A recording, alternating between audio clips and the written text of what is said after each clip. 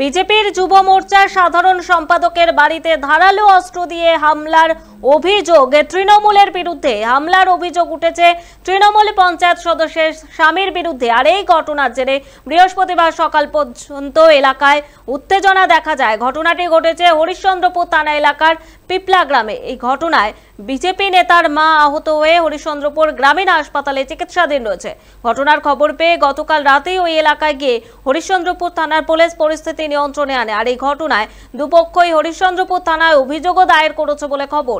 স্থানীয় সূত্রে খবর, হরিশ্চন্দ্রপুর থানা এলাকার পিপলা গ্রামের শাসক দলের পঞ্চায়েত সদস্য মন্দিরা দাসের পরিবারের সঙ্গে দীর্ঘদিন ধরেই জমি নিয়ে বিবাদ চলছিল বিজেপি যুব মোর্চার সাধারণ সম্পাদক কমল থোকদারের পরিবারের সঙ্গে।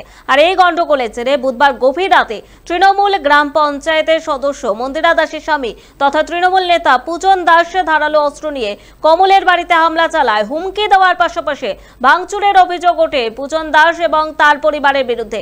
পাশাপাশি আরও অভিযোগ, পূজন দাস এবং তার দলবল কমল দাসের পরিবারের লোকেদেরকে বেধড়ক মারধর করে। আর এই ঘটনায় গুরুতর আহত হয়েছেন কমলবাবুর মা তুলি থোকদার। তিনি হরিশ্চন্দ্রপুর হাসপাতালে চিকিৎসাধীন রয়েছেন। ঘটনাস্থলে পৌঁছে পরিস্থিতি নিয়ন্ত্রণে আনে হরিশ্চন্দ্রপুর থানার পুলিশ।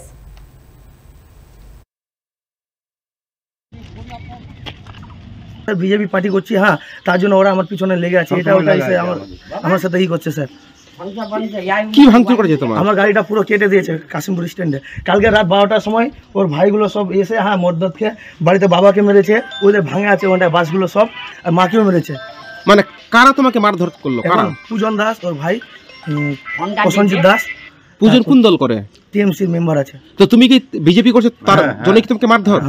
দেখুন, এখন ভোট এসছে, ভোটের আগে এদের দেখা যায়নি, ভোটের এসছে, এখন তারা বিভিন্ন ধরনের রাজনীতি করবে। মানুষ এটা বুঝে কোনটা সত্যি কোনটা মিথ্যা। যতই তারা এসব থানা ঘেরাও করুক আর এ করে লাভ হবে।